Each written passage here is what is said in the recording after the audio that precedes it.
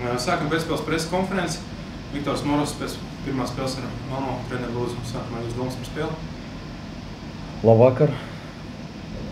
Protams, zinājām, cik stiprs ir pretinieks. Zinājām, ka būs grūti. Galvenā ideja bija spēlēt vidējā blokā un jābūt gataviem tām situācijām, kad nokļūsim zemāk. Un cerējam uz to, ka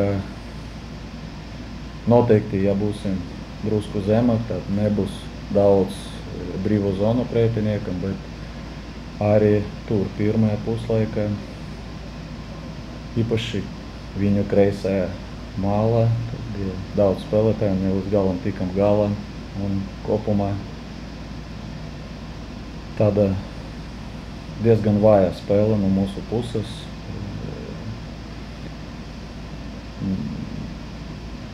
Neko darīt, jā, mēs sapratām, ka varam spēlēt labāk, un šodien neparādījām to, uz ko esam spējīgi. Un kā ne līdz galam izmantojam to, par ko runājam. Kaut gan tieši šādas situācijas mums bija momenti un vajadzēja to darīt vairāk. Cik daudz arī pretinieka tieši spēks kā komandai palīdzēja viņam rast, palīdzēt jūsu kļūdas? Jā, daudz, ļoti daudz. Tas palīdzēja. Netikam galā ar dažām situācijām. Zinājām par to, ka daudz spēlētāji būs flangos, gribējām to izmantot saviem pretuzbrukumiem. Ar malu maiņām.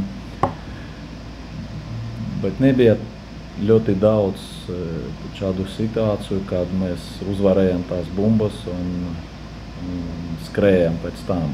It kā mēs vienmēr bijām blakus. Dažas situācijas bija bīstamas un kopumā gandrīz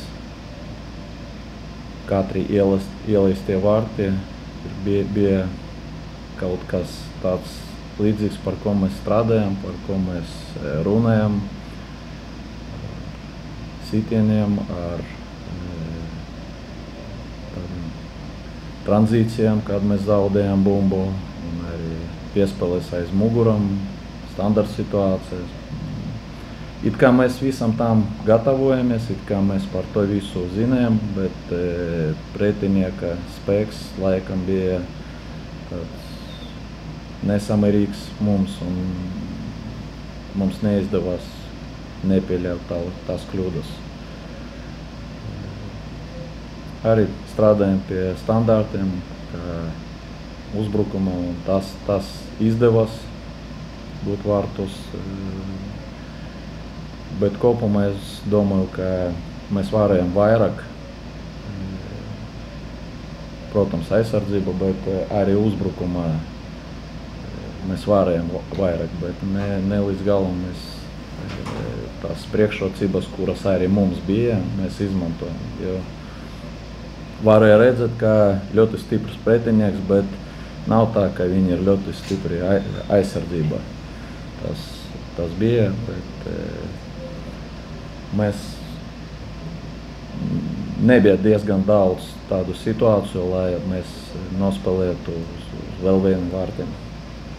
Trešie ielaistie vārti, pastāst, kas tur notika, jo mēs redzējām no treneru puses daudz protestu, ko varbūt redzēt no tā, ko mēs toreiz redzējām.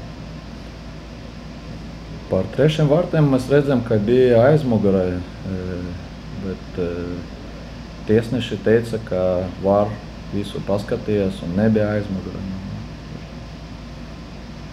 Laikam viņi redzēja labāk.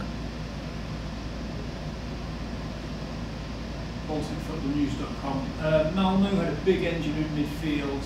They didn't stop running tonight, covering all areas of the pitch. Why didn't you set up more to obstruct and stop the rhythm in the field? There wasn't easy because they have many players in central zone, not only because of midfielders but also strikers. They usually change positions very good, and on these situations in some moments they had advantage, and it's like modern football, and against that it's not easy like to work. Because of that, yeah, really we didn't had enough time and place to react correctly on such situations. You do want to give players like Karashima a bit of a chance in midfield, the type of play that could have gotten a bit more of a scrap or anything? Karashima, I think on this match was enough to have slow midfielder like Panic, and Yuki.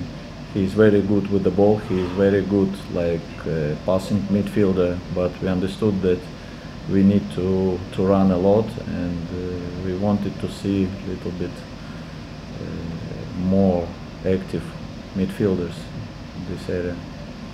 The Malmo manager just identified that they were trying to catch you on second balls, and it was a clear problem tonight in terms of they were hustling every time the players were on the ball, and it was taken. Was there any way of improving second balls, and was it just down to focus and concentration? Why were there so many errors in terms of their players getting the ball quicker than yours? We also wanted that. In previous year, a lot of situations for us were when we wanted to have these opportunities, when we want these second balls, but it's not easy. It's first of all, this is reaction of the player. Second is stamina of the player, how you can put the body, how you can win this ball. It's feeling of the ball, of the space, and I think on this situations when we fight for the second balls, it's always better to react correctly, but you have to be closer to this situation. If we are a little bit deeper, of course, to ask players to be there always, we can, but we cannot achieve this idea clearly. But of course, challenges, second balls, it decide a lot when you especially use some transitions, when you have tall striker, when you have fast players on the side, which we wanted to use on our attack after switch of the play. And I cannot tell you correctly now who was better on that, but probably Malmö players, they were more successful. Just final question. Tullamore, particularly in the first half, frequently stopped just before the final third and kept passing the ball back. He improved in the second half. Is that a lack of confidence or just poor tactical directions? Why was he making runs and then getting the ball back to the defence?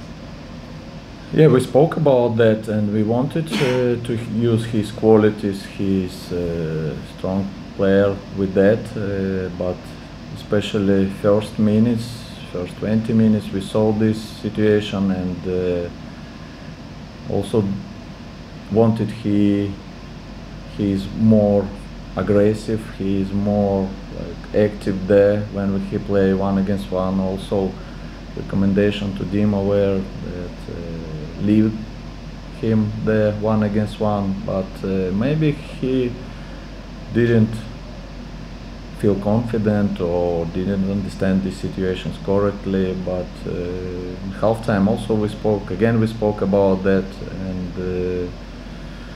I think Tala today he was one of the best on the pitch who did his job pretty well. But I am sure that we had chances to use these opportunities more with his help. Tur iepriekš paslavēja Rašīdu, ka labprāt laistu divas Rašīdas laukumā. Šī laikam nebija viņa tā labākā spēle. Pakmetēties gan bieži, gan pozīciju pazaudēja, gan arī aiz muguras dažas bumbas aizmetumi, kas bija tās galvenās problēmas. Un tas pieredzes trūkums, situācija lasīšanas trūkums, kas tā galvenā problēma bija. Tur bija problēmas. Pirmkārt, protams, tas ir pretinieka nopelns, jo viņam bija vienmēr jādomā par to situāciju, vai spēlēt pret pretinieku, vai atļaut to zonu, kas paliks aiz viņa, kad viņš reaģēs. Un kaut kur ne līdz galam tā reakcija bija līmenī, šāda ātruma līmenī.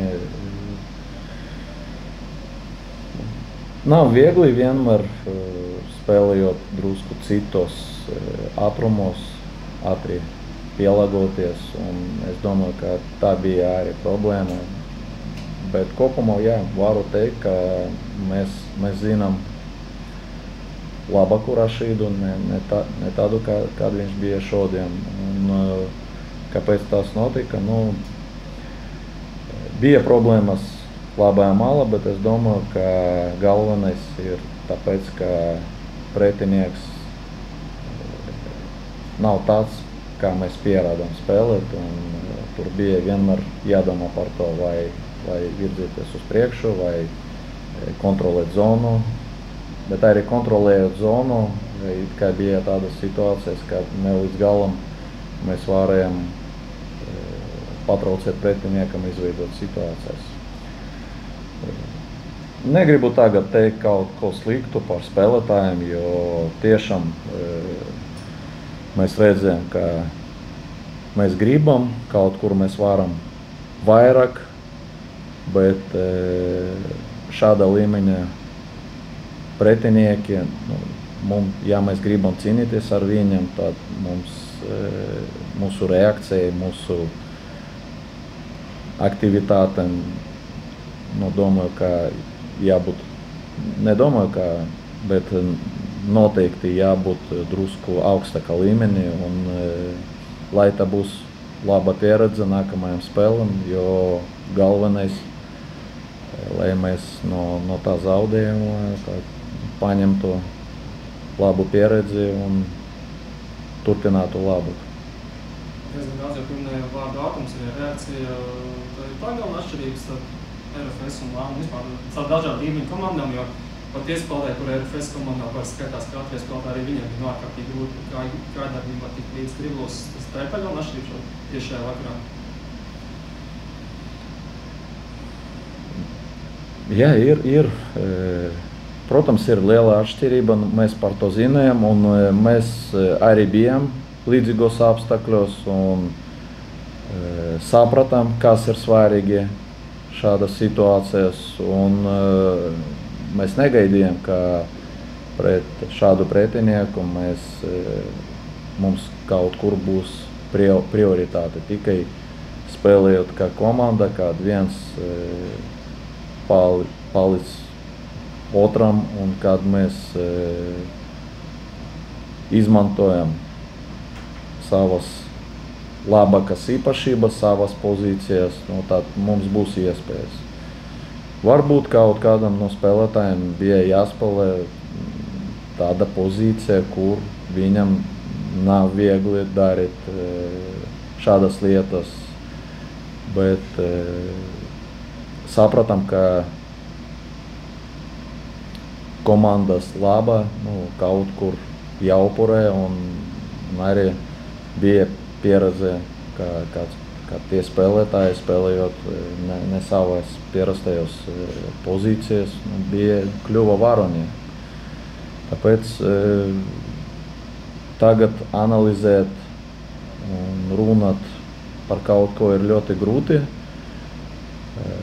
bet var teikt, ka pretinieks ir kvalitatīvāks par mums, un mēs neizdarījām to visu, lai nokļūtu drusku tuvāk viņiem kaut kādu iemeslu dēļ. Just a quick final question.